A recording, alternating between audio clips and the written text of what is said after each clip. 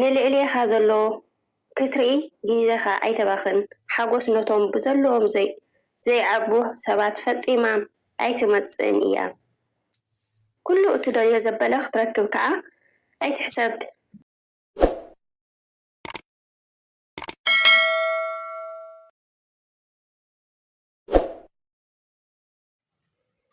ሰላም ናይ ዩቱብ ተኸታተልቲ ከመይ ኣለኹም? ኣነ ሰላም ኣለኹ እግዚአብሔር ይመስገን። በብዘለኹምዎ ሰላምኩም ብዙሕ ትርፊ የለለይ ኩራት ህይወቲ። ሓደሽቲ ዝኾንኩም ሰብስክራይብ ብምግባር ቤተሰብ ኩኑ፣ ቤተሰብ ዝኾንኩም ደሞ ሸር ላይክ ነግበርኩም ምትውዓኹም ኣይፈለይን ክብለኩም ይፈቲ። ሽምበዓርከስ ሎማዓንቲ ሒዘልኩም ዝመጻኹ ንስሪ መምህር ህይወት ልብል ሒዘልኩም መጽአኒ ኣኹ ማለት እዩ። ካብ ንስሪ እንታይ ንምሃር እስከላኡ ከብለኩም እየ።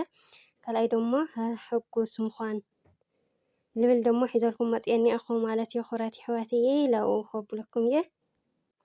መምህር ህይወት ኣብ ህይወትና ካብ ንስሪ ክንመሃሮም ዘለና 7 ባህርያታት። ቀዳማይ ንስሪ ኣብ ልዕሊ ብራኸን ወይኑ እዩ ዝበርር። ምስ ጨራሩ ኮነ ንኣሽተን ኣዕዋፍ ኣይበርርን እዩ። እዚ ማለት ካብ ጸቢብ ኣተሓሳስባኻ ዘለዎም ሰባት ርሓቕ። ከምዚኦም ዓይነት ሰባት ንታሕቲ ከውድቑኻ ንስሪ ምስ ንስሪ እዩ ዝበርር። ንስኻ እውን መጓዓዝትኻ ምረጽ ወይ ምረጺ። ካልኣይ ንስሪ ብንጹር ዝርኢ ክሳብ 5 ኪሎ ሜትር ንዘሎ ርሕቐት ክለልዩ ብቕዓት ኣለዎም።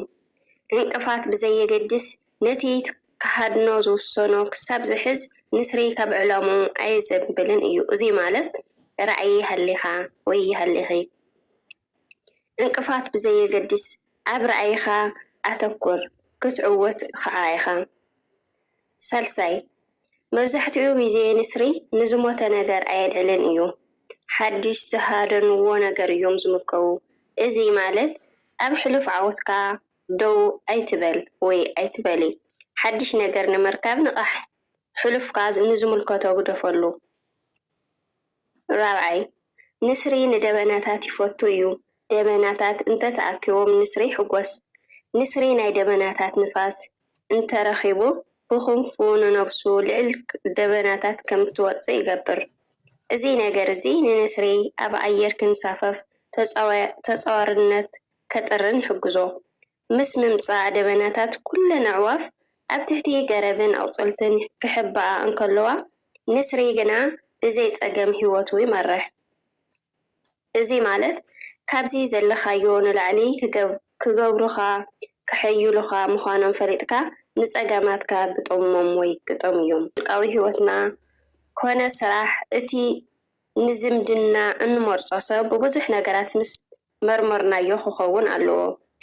ሻድሻይ ንስሪ ክንቲቱ ብምእላይን ኣብ መንጫሕጫሕኡ ቦትኡ ዘሎ ፈኪስ ሳዕሪ ብምብታን እዩ። እዚ ነገር እዚ ነዚ ዘለዎ ቦታ ምቹእነት ኣይፈጥረሉን እዩ። ስለ ዝኾነ ካብ ቦትኡ ቀልጢፉ ወፂኡ ህይወቱ ክመርሕ ይደሊ።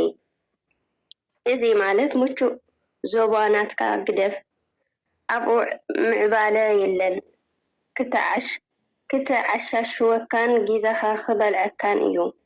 ሻብዓይ ንስሪ እንተኣሪጉ ኣኽናፉ ድኹም ይኸውን። ብነህርን ንላዕሊ ክወስዶ ኣይኽእልን እዩ። እዚ ነገር እዚ ክሳብ ናብ ሞት ዘብጽሖ እዩ። ስለ ዝኾነ ኣብ ሕቡእ ቦታ ቀረብ ብዙሕ ዘይብሉ ኮይኑ እቲ ድኹም ኩንቲቱ ካብ ሰውነቱ ይመሓው። ንኣፉን ንኣጻፍሩን ምስቲ ኣካውሕ ብምፍሓር ይስሕሎ።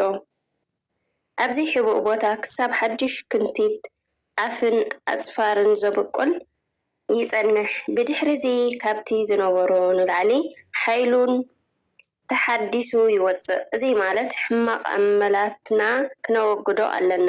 ክብደቱ ብዘየገድስ ከዳኽሙና ዝኽእሉ ነገራት ጥቕሚ ክህቡና ዘይኽእሉ ነገራት ካብ ህይወትና ንለዮም።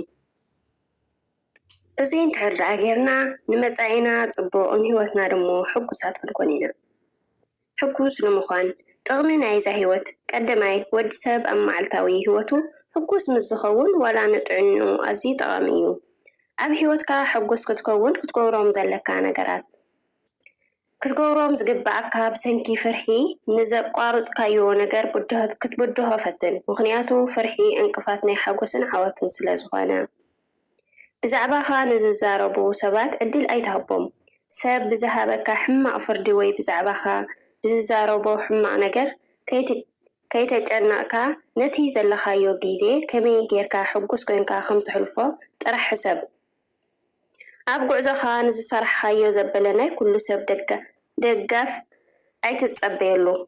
ኣብ ዓለም እቲ ሙሉእ ብሙሉእ ክድግፈካ ዝኽእል ሰብ ውሕድ ስለ ዝኾነ ሙሉእነት ኣይትጸበ። ንዓኻ ብውሽጥኻ ክሐጉሰካ ዝኽእል እምበር ሰብ ብደገኻ ከሪኤልካ ኢልካ ዘይምጽዓር እዩ። ንዕላማኻ ሓላፍነት ወሲድካ ጸዓረሉ። ብናይ ትማሊ ዝሓለፈ ሽግር ኣይትጨነቕ። ህይወት ብዙሕ ምዕራፋት እዩ ዘለዋ እሞ ሓደ ምዕራፍ ተወዲኡ ማለት ህይወት ኣብቂዑ ኣይኮነን። ስለዚ ናይ ዝሓለፈ ረሲዕኻ ብዛዕባ መጻኢኻ ጥራሕ ሕሰብ። ነቲ እትደልዮ ነገር ክትረክብ ኩሉ ግዜ ዕጉስ ኩን። ኣብ ጊዜኡ ሰዓቱን ክመጸካ እዩ። ህይወትካ ሰብ ክመርሓልካ ኣይትጸበ። ንዝመጸካ ዘበለ ብድሆታት ባዕልኻ ግጠሞ። ንዝበደሉኻ ኩሉ ግዜ ይቕረብ ግበረሎም። ቅምታ ወይ ኩራ መንገዲ ሓጎስ ኣይኮኑን። ስለዚ ህያውነትካ ከም ዒሽነት ክትቆጽሮ የብልኻን። ንሰብ ንምሕጋዝ ኩሉ ግዜ ድሉው ኩን። በቲ ዘለኻዮ ወይ ዝኾንካዮ ዕጉብ ኩን። ንዘለካ ግዜ ብጽቡቕ ኣጸማቕሮ። ንልዕልኻ ዘሎ ክትርኢ ግዜኻ ኣይተባኽን። ሓጎስ ነቶም ብዘለዎም ዘይዓግቡህ ሰባት ፈጺማ ኣይትመጽእን እያ።